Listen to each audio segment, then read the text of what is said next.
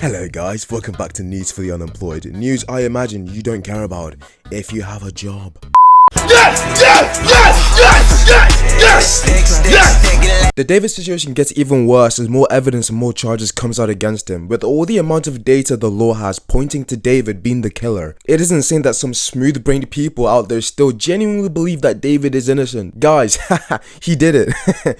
He did it! Prosecutors say that David bought 2 chainsaws online under a fake name and used them to dismember Celeste's body in an inflatable pool in his garage. The fragments of the pool were found in the wounds of her cut body. Now, the reason I'm making another video on this guy is because we finally have the reason why he decided to butcher the poor girl. And it turns out that after sexually abusing 14-year-old Celeste and eventually impregnating her, she wanted more from the relationship, and when David wasn't giving her what she wanted, she was essentially threatening to expose him. In fact, in one of their messages together, Celeste says, "All we do is have sex and just hang out, man. I want more for myself." Genuinely, never let this man see the light of day, for the love of God. Previously, I said they had 40 terabytes of evidence all pointing to David being the killer, but I was wrong.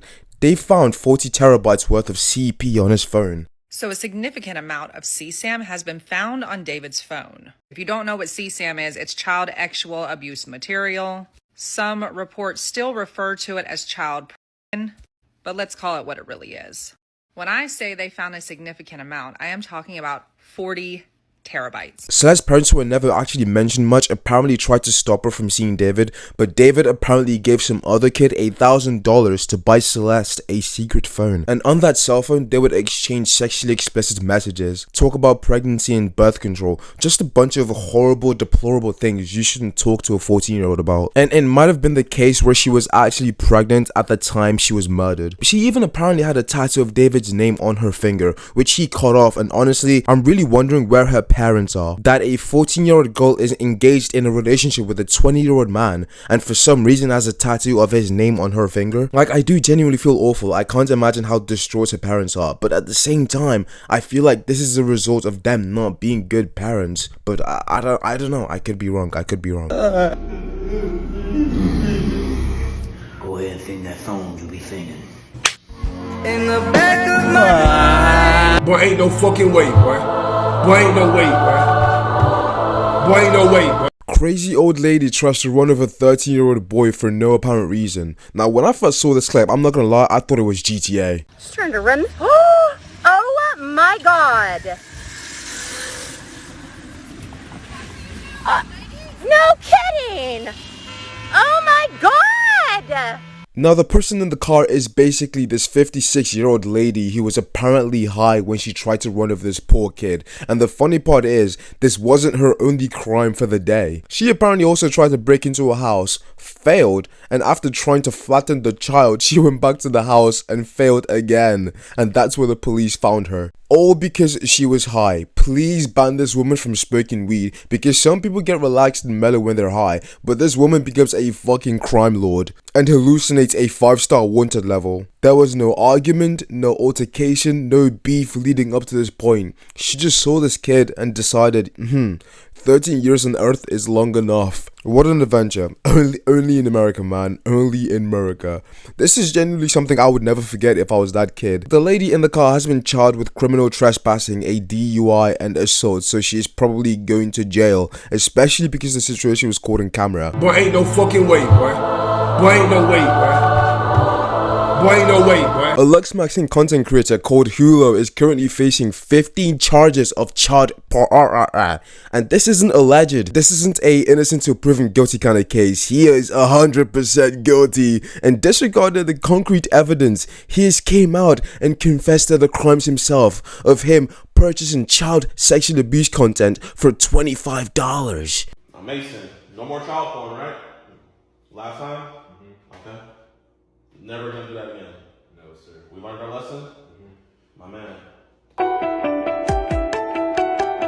Now, for some reason, with all the facts that I have just stated, with all the evidence the law has against this man, you would think this case would be pretty cut and dry and an easy victory royale for humankind, but no, there are currently morons on the internet defending this guy and saying he's innocent, and at first they were claiming he didn't do it for some reason, even with all the evidence, but after the guy confessed himself, they started claiming that he is innocent because he was quote unquote in a bad place at the time. I've been depressed before, but I definitely didn't have the uncontrollable urge to purchase CB and stroke my shit to it.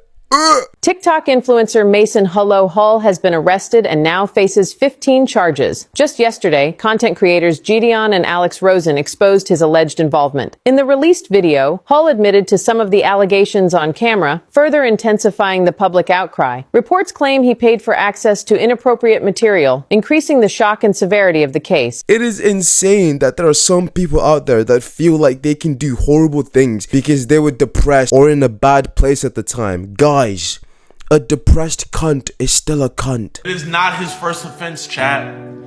This is his second thing. He actually has a suspended license right now to where, you know why? Because he ran over a homeless man while street racing. These predator defenders scare me, man, because to me, it's just projecting. If you feel the need to defend a literal pedophile, then I wholeheartedly believe that we need to check your phone.